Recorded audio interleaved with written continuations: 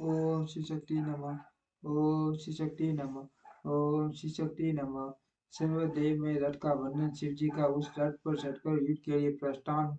उनका पशुपति नाम पड़ने का कारण शिव जी द्वारा गणेश का पूजन और टीपू डा मैदा मैदान व का टीपू से जीवित वश निकलना। सर्वदेव में रथ का वर्णन। शिव जी का उस रथ पर चढ़कर युद्ध के लिए प्रस्थान। उनका उनका पशुपति नाम नाम पड़ने का कारण शिव जी द्वारा गणेश का पूजन और टीपू में दानव का टीपू से जीवित वश निकलना।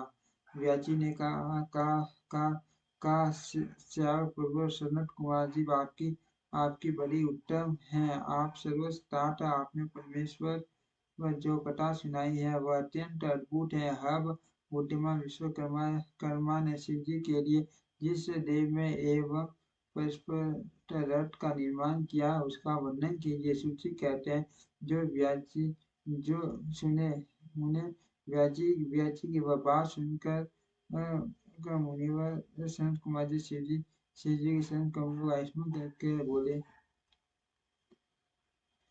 दिखाई नहीं दे रहा, आगे बढ़ा समझ आता हूँ।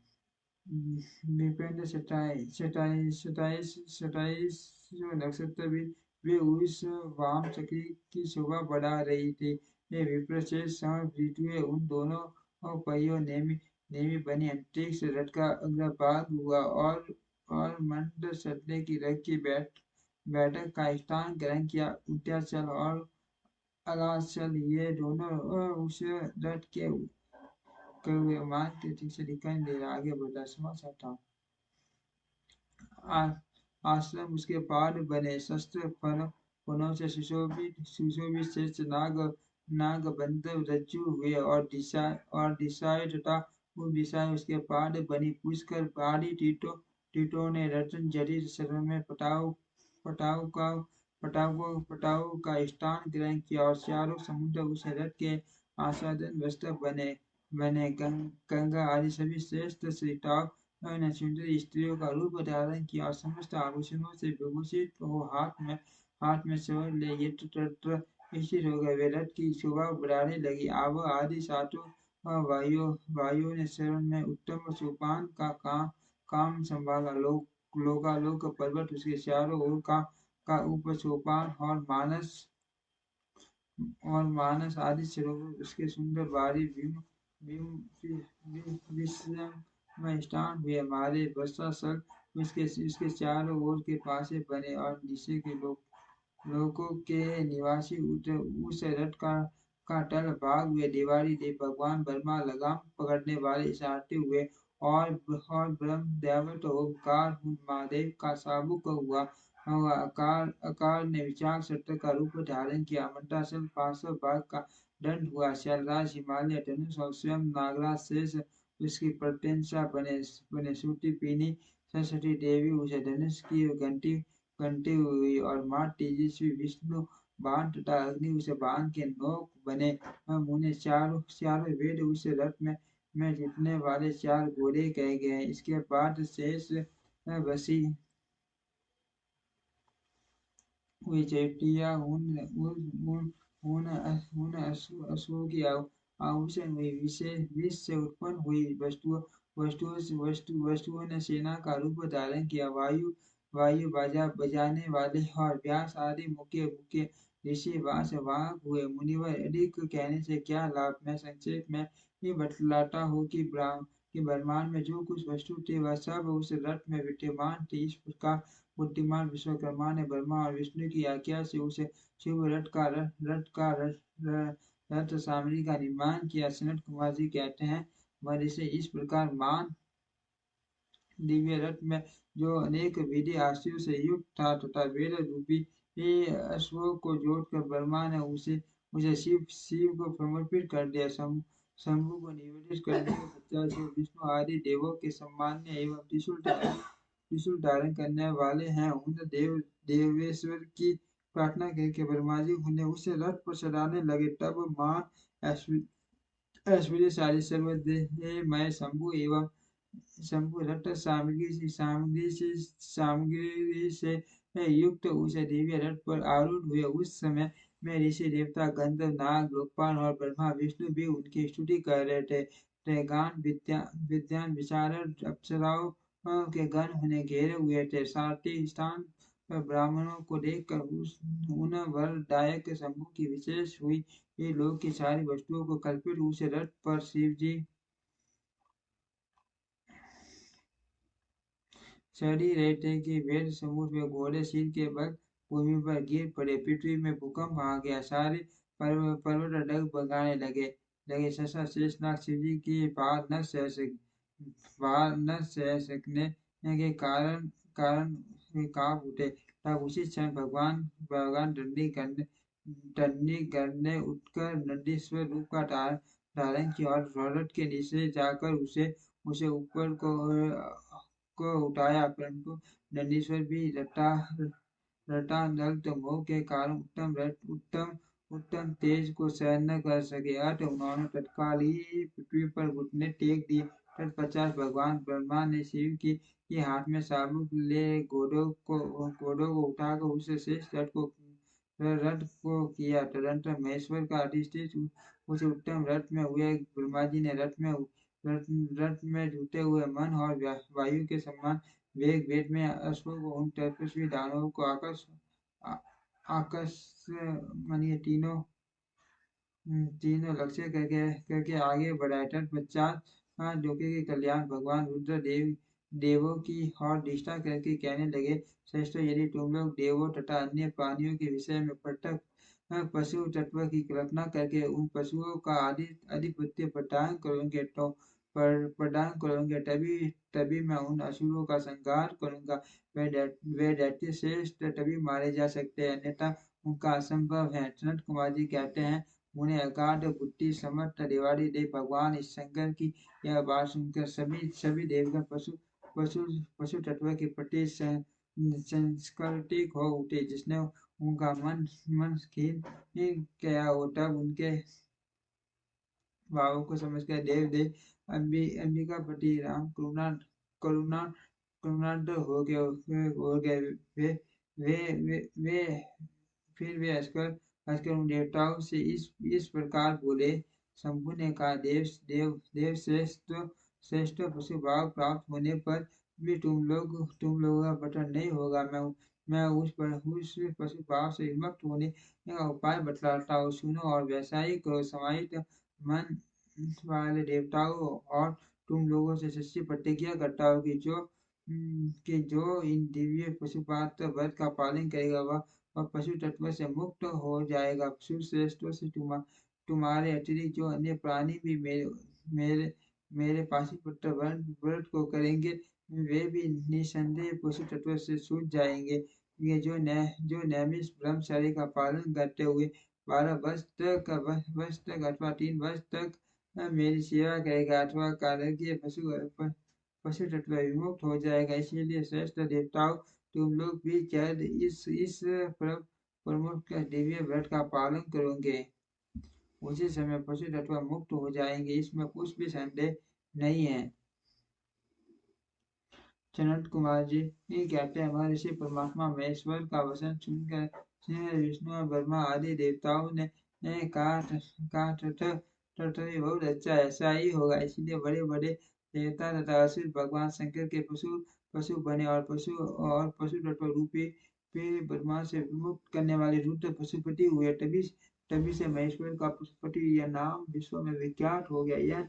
यह नाम समस्त लोगों में कल्याण प्रदान करने वाला। उस समय संपूर्ण देवता तथा ऋषि ये हर्षमग्न होकर जय जयकार करने लगे और देवेश्वर ब्रह्मा विष्णु तथा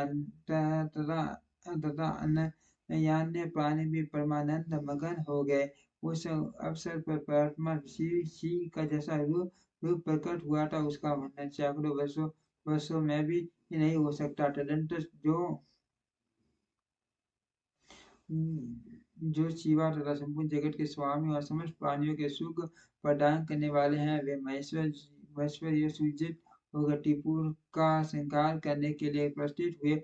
वह जिस समय देव महादेव टिपुर का विनाश करने के लिए चले, उस अवसर पर देवराज आदि सभी प्रधान देवता भी उनके साथ साथ उपस्थित हुए। पर्वत के समान विशाल काय उन सुरेश्वर मन मन प्रकाश मसाया थे। वे सूर्य के समान प्रकाशित हो रहे थे। वे सभी के हाथों में हल चाल उछल उछुंडी और नाना प्रकार के पर्वत जैसे विशाल आयुधों को धारण करके दाटी घोड़े सिंह रथ और बैलों पर सवार वो चल रहे थे। उस समय जिनके शरीर परम प्रकाशमान थे और मन मान उत्साह से संपन्न तथा जो नाना प्रकार के अस्त्र शस्त्रों से सुसज्जित थे वे इंद्र ब्रह्मा और विष्णु आदि देव समूह की जय जयकार बोलते हुए ईश्वर आगे आगे चले और सभी दंती एवं जटाधारी मुनि ठीक से दिखाई नहीं दे रहा। समाज आगे बढ़ा। वह 40 वीर गणाध्यक्ष लक्षण की परवाह न करते हुए महेश्वर को घेर कर चल रहे थे। व्याजी तटस्थ महादेव शंभु संपूर्ण सामग्रियों सहित उस रथ पर स्थित हो उन सूरद्रोहियों के तीनों पुरों को पूर्णतः दग्ध करने के लिए उद्यत हुए। उन्होंने रथ के शीर्ष स्थान पर स्थित हो उस महान अद्भुत घन धनु पर प्रज्ञा चलाई और उस पर उत्तम बाण का संधान करने करके वे रोषो वेश से होठ को साधने लगे।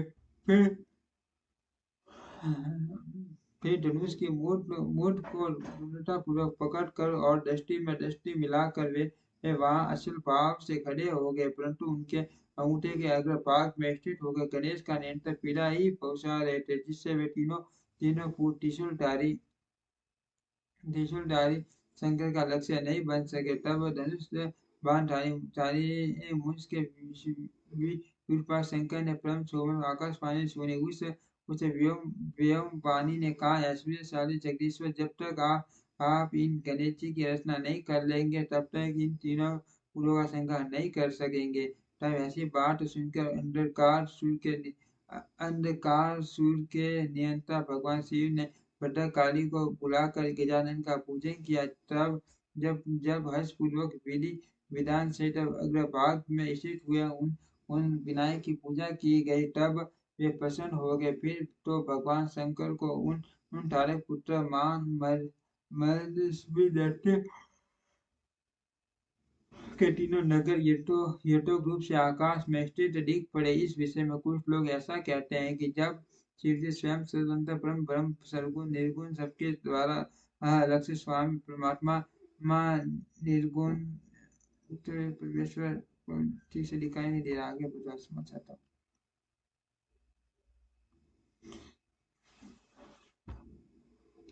त्रिपुर निवासी दैत्यों के वध का समय भी आ गया विभो, इसलिए ये पूर्ण एकता को प्राप्त हो गए। अतः देवेश, जब तक ये त्रिपुर पुण्य विलग हो उसके पहले ही आप बाण छोड़कर इन्हें भस्म कर डालिए और देवताओं का कार्य सिद्ध कीजिए। मुने तदंतर शिव जी ने धनु पर की रोही चढ़ाकर उस पर पूज्य पाशुपतास्त्र नामक बाण का संधान किया और उसे वे टिपुर पर छोड़ने का विचार करने लगे। शंकर जी ने उस समय अपने अद्भुत धनुष को खींचा था। उस समय अभिजीत मुहूर्त चल रहा था। उन्होंने धनुष की टंकार तथा दुस्साहसियनाद करके अपना नाम घोषित किया और उन असुरों को ललकार कर करोड़ों सूर्य के समान प्रकाशमान उन भीषण बाणों को उन पर छोड़ दिया। तब जिसके नोक पर अग्नि देवी प्रतिष्ठित थे और जो विशेष रूप से पाप का विनाशक तथा विष्णु में था, उस मान जाज्वल्यमान शीघ्रगामी बाण ने उन त्रिपुर निवासी दैत्यों का दग्ध कर दिया। तत्पश्चात वे तीनों पूर्व भस्म हो गए और एक साथ ही चारों समुद्रों की मेकाला वाली भूमि पर गिर पड़ी। उस समय शिव की पूजा का अतिक्रमण कर देने के कारण सैकड़ों दैत्य उस वांछित अग्नि से जलकर हाहाकार मचा रहे थे। जब भाइयों सहित तारक जलने लगा तब उसने अपने स्वामी भक्तवत्सल भगवान शंकर का स्मरण किया और मन ही मन महादेव को देख कर परम भक्ति पूर्वक नाना प्रकार के विलाप करता हुआ उनसे कहने लगा। तारकास बोला, भव आप हम पर प्रसन्न हैं, हमें ज्ञात हो गया इस सत्य के प्रभाव प्रभाव से आप फिर वायु सहित हमको दग्ध करेंगे। भगवान जो देवता के असुरों के प्राय है वह आपके हाथ हाथ से मरण मरण रूप दुर्लभ लाभ हमें प्राप्त हो गया। अब जिस योनि में जन्म धारण करे वहाँ हमारी बुद्धि बुद्धि आपकी भक्ति में भावित रहे। उन्हें हे यो वे दैत्य कर ही रहे थे कि शिव जी की आज्ञा से उस अग्नि ने उन्हें अद्भुत रीति से जलाकर राख की ढेरी में बना दिया। ब्याजी और जो भी बालक और वृद्ध दानव थे वे शिव ज्ञानुसार उस अग्नि द्वारा शीघ्र ही जलकर भस्म हो गए। यहाँ तक कि उन टिपुर में जितनी स्त्रियां और पुरुष थे वे सब के सब उस अग्नि से उसी प्रकार दग्ध हो गए जैसे जैसे कल्पांत में जगत भस्म हो जाता है। उस समय उन भीषण अग्नि से कोई भी स्थावर जंगम बिना जले ही नहीं बचा। किंतु असुरों का विश्वकर्मा अविनाशी मैं बस गवाया, क्योंकि वह देवों का विरोधी शंभु के तेज से सुरक्षित और सद्भक्त था। विपत्ति के अवसर पर भी महेश्वर का शरणागत बना रहता था। जिन दैत्यों तथा अन्य प्राणियों का भाव अथवा कट अकट से प्राप्त होने पर भी नाश का पतन होता है, वे विनाश से बचे रहते थे। इसीलिए सत्पुरुषों को अत्यंत संभावित उत्तम कर्म के लिए ही प्रयत्न करना चाहिए, क्योंकि निंदित कर्म करने से प्राणी का विनाश हो जाता है। अर्थगर्हित कर्म का आसन भूलकर भी न करे। उन समय भी जो दैत्य बंटू बांधवों सहित शिव जी की पूजा में तत्पर थे तत्पर थे वे सब के सब शिव पूजा के प्रभाव से दूसरे जन्म में गन्ना के अधिपति हो गए। ओम श्री शक्ति नमः। ओम श्री शक्ति नमः। ओम श्री शक्ति नमः। ओम श्री शक्ति नमः। ओम श्री शक्ति